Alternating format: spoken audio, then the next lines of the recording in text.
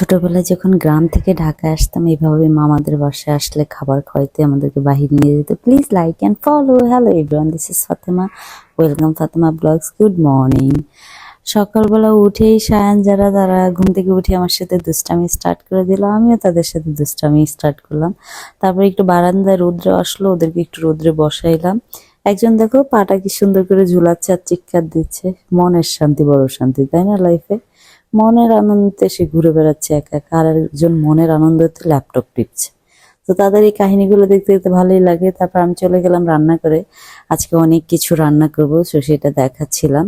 তো সব কিছু দেখে আমি রান্না করে ফেললাম। রান্না করে হলো এখানে জায়ান হলো মানে আজকে জায়ানের খুব তাড়াতাড়ি ছুটি হয়ে গেছে, যেটা আমি জানতাম না। সো জায়ানের এক ফ্রেন্ডের মম সম্পাপু আমার খুবই কাছে, সুইট সে। তো সে বাসায় এসে জায়ানকে দিয়ে গেল। এত সুইট করে, মানে এত আদর করে আমার বাচ্চাগুলারে। উনি অত্যন্ত অত্যন্ত ভালো একজন মানুষ, সবসময় আমাকে ছোট বোনের মতো আদর করে। তারপর ওনারা চলে গেল, আমি হলো টেবিলে খাবার দিয়ে দিলাম। দিয়ে হলো দেখাচ্ছি কি কি খাবার করেছি আজকে। মুরগির মাংস, তারপর মাছ, দুইটা তিনটা আইটেমের মাছ ছিল। তারপর হলো এখানে হলো হাজবেন্ডকে অফিসে খাবার দিয়ে দিলাম। দিয়ে হলো আমিও বসে গেলাম খেতে। সেই যে আমিও খাচ্ছি। ও আমার পাশে এটা হলো আমার বোনের মেয়ে, মানে আমার কাজিন, ওর মেয়ে। সো ওরা গ্রাম থেকে এসেছে। তো ও আমার সাথে বসে খাচ্ছিল। সো জায়ান হলো এখানে শুয়ে শুয়ে ল্যাপটপ পিচ্ছে, তো সেও খাওয়া কমপ্লিট তার। খাওয়ার পরে হলো সায়ান দেখো, সায়ান হলো সাথী বা সোনিয়া তাকে একটু কষ্ট দিছে, সে একদম কষ্ট পেয়ে শুয়ে পড়ছে।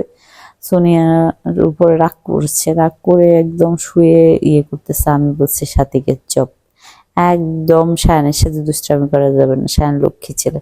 ও এর মাঝখানে শুভ অফিস থেকে আসছে। আমরা প্ল্যান করেছি যে আমরা আজকে, যেহেতু পিচ্ছিরা এসেছে গ্রাম থেকে, সো ওরা মানে ওরা চাঁদপুর শহরেই থাকে, তো ওদেরকে নিয়ে আমরা হলো একটু খেতে যাব কোথাও। তো তারপর হলো ওদেরকে আশা দিয়ে রেখেছি যে তোমাদেরকে নিয়ে আজকে খেতে যাব। তো ওদেরকে নিয়ে গেলাম, নিয়ে হলো চলে আসলাম হলো তোমার গুলশান দিয়ে আমাদের ফেভারিট জায়গায়।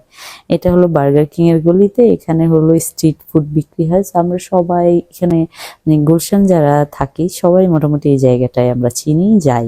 এই জায়গাটার খাবারগুলো অনেক মজা। এখানে ভুট্টা ছিল, ভুট্টা নিচে যান মজা করে ভুট্টাটা খেলো। খাওয়ার পরে আবার মোমোজ নিলাম। এই যে দেখো মোমোজ। মোমোজ হলো মনে করো না মাত্র 7টা মোমোজ তোমার 150 টাকা, অনেক বেশি তাই না প্রাইস? আমার মনে হয়েছে। আপনাদের কি মনে হয় অবশ্যই কমেন্ট সেকশনে জানাবেন। তারপরে যে সব পিচ্ছিরা খাচ্ছে, আমরাও খেলাম। তারপর হলো আমরা হলো এখন হাঁসের মাংসের দোকানে বসবো, যেখানে হলো রুমালি রুটি, হাঁসের মাংস পাওয়া যায় মজার। তো এখানে হলো রুমালি রুটি বানাচ্ছে, দেখো কিভাবে। তো এই যে আমি দেখাচ্ছি তোমাদেরকে, ওরা রুমালি রুটিটা অনেক পানি পাবে বানাই। যাই হোক, আমরা আমাদের টেবিলে বসে পড়লাম। জায়ানকে এটা কি বলে, আমি বলি এটা হাঁস। আজকে এখন আমরা খাবো হাঁসের মাংস। জায়ানকে দেখাচ্ছি আমি। তারপরে যে পিচ্ছিরা বসে গল্প করছে, তারাও খুব মজা পাচ্ছে, তারা নতুন জায়গা দেখছে। তারপরে হাঁসের মাংস চলে আসলো, রুমালি রুটি চলে আসলো, আর জায়ান এখানে কিন্তু ভুট্টা খাচ্ছে বসে বসে। হ্যাঁ, আর আমরা হলো হাঁসের মাংস খেলাম। খাওয়ার পরে আমাদের মনে হলো একটু ভাপা পিঠা খাই। আমার মনে হলো আমি নিজে বানিয়ে খাই। সো আমি বললাম যে আমি কি বানাইতে পারি? তারপর উনি বললো হ্যাঁ হ্যাঁ বানাইতে পারি। তারপর উনি আমাকে দেখিয়ে দিল, আমি ওইভাবে বানাইলাম। তো দেখো কি সুন্দর করে, আমার কিন্তু হাতে বাফ লাগে নাই। সো আমি সুন্দরভাবে দিতে পারছি। তবে এই যে দেখো সুইট ভাবে মানে ধোয়া উঠতেছে, কি যে মজা ছিল ভাপা পিঠাটা, কি যে মজা করে আমি খাচ্ছি। আমার এত মজা লাগছে। আর ওনাকে বলছি একটু গুড়টাও বেশি দিয়ে, নারকেলটাও বেশি দিয়েছে। উনি গুড়টাও একটু বেশি দিয়েছে, নারকেলটা একটু বেশি দিয়েছে। খুবই মজা করে খেলাম। খেয়ে আমরা চলে আসলাম আবার বাহিরে। এখানে হলো বাচ্চারা খাবে হলো চটপটি। বাচ্চারা চটপটি খাওয়ার পরে দেখো আমি একটা ট্রেন্ডিং ভিডিও নিয়ে তারপর হলো আমি এখন বাসায় চলে যাব। তো এই টাইমগুলো খুবই ভালো যায়, আলহামদুলিল্লাহ। আপনারা সবাই আমাকে এত ভালোবাসেন, সেই জন্য thank you so much for watching video.